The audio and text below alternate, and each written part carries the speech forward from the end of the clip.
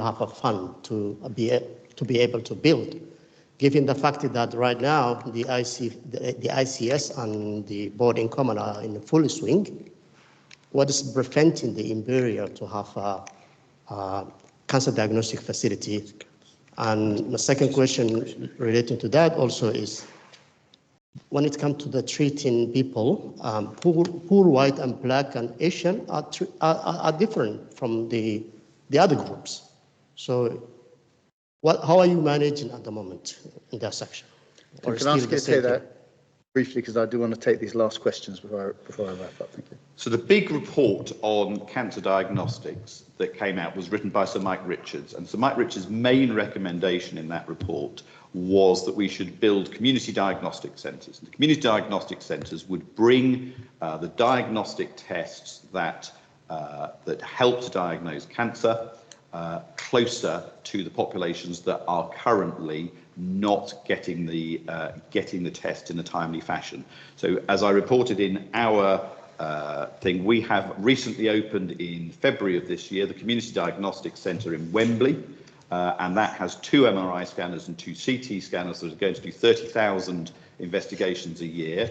We've also got another one that's opened in Willesden, and there's another one that is going to open in Ealing, which will be run by London North West Trust. And those absolutely correspond to what Sir Mike Richards has recommended as the best way to make sure that we deliver cancer diagnostics.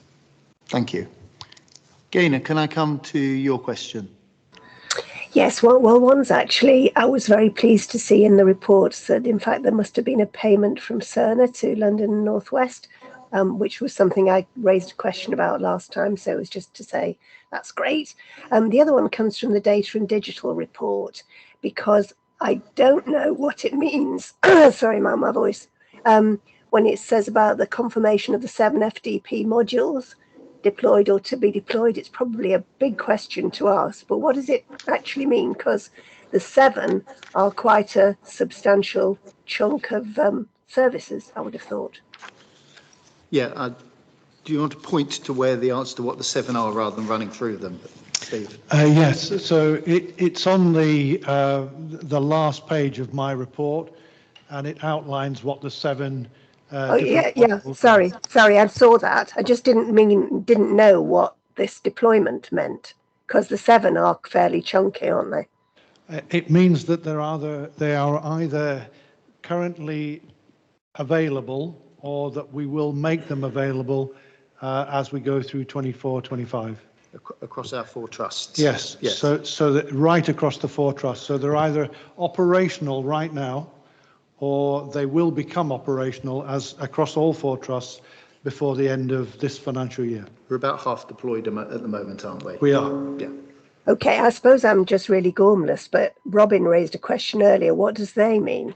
I mean, I don't know what this FDP module actually does or its effect or anything else. So I'm probably being a bit simple. Okay, so these are. Can I just? No, go on. Sorry, I was just going to suggest we will write an answer to that in the answer to the question, because if it's not clear in the note, we'll just put a little paragraph against each of the 7 in online for you again, so we don't, because I'm aware that I'm now eating into people's time beyond the meeting. I hope that's okay, but we will get you the answer to that question. Thank you so much. Meryl, can I come to you? Yeah. I want to ask, have the acute trusts been consulted on the ICB initiative to impose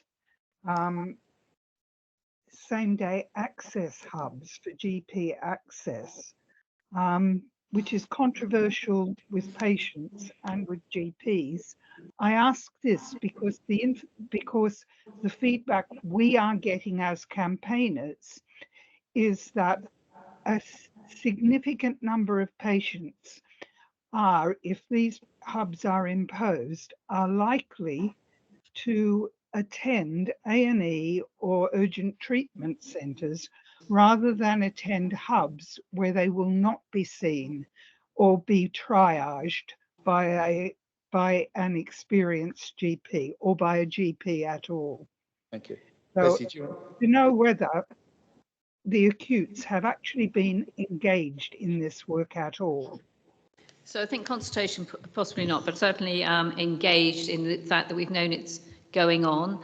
I think the intention of the ICB is to try and increase actually access to primary care. So there will be some primary care access for patients with their own GPs. These are for same-day emergency access to try and make sure that there absolutely is access unless patients come to A&E. But what we can do is go away and have a better look at it as a collaborative. I think that's something that we were planning to do, and we will do. Thank you. That's reassuring, and I think it would be useful if you might like to talk to campaigners and to GPs about it as well. The story coming from the ICB is not quite the same story as people that are talking to patients are hearing. Thank you. Last question, and then I'm going to wrap us up. Mike. Hello, sorry to come back with another question. Well, this arises right from the beginning of the meeting with a patient's story. And I was getting very worried. Well, of course, I'm not too sure how much control the trust has over giving, over noting to patients their patient choice. But what I wanted to point out is that the way that the patient had to be quite proactive to make sure that their follow-on consultations happened. We have actually run foul of Imperial because of this, just because of a letter that didn't get received. They got very shirty about giving another follow-up appointment. And I would suggest that this particular thing is looked into, that the patients are actually made aware of when they should get a follow-up appointment by, and that they can contact the consultant if they don't get a appointment by that time. Sorry, I'm not quite so good at that question. Let me throw it across to our chief executives to give you an. I'll do the general bit on choice. Okay, let's keep Patricia, then Tim. So just coming back on the general issue around choice. So choice, in this particular patient's case, she was given choice. It's just that she had a very strong view that she wanted to be treated by a particular physician or particular surgeon in her local trust. And that's something, that's a bit of knowledge that she gained because she works in the NHS. But patients do have to be offered choice by their general practitioner. And what I was trying to outline earlier was that actually increasingly the choice can be an acute trust, or it may be some kind of provision in the community through a community clinic or a non-NHS provider. And that is an important step forward, because patients may well be able to access care faster and more appropriately and closer to home with that additional choice. But you are quite right, it is absolutely the responsibility of the GP to offer that choice. Thank you. And Tim, did you want to pick up the last point? Thanks, Matthew. So firstly, sorry that you've had the problem.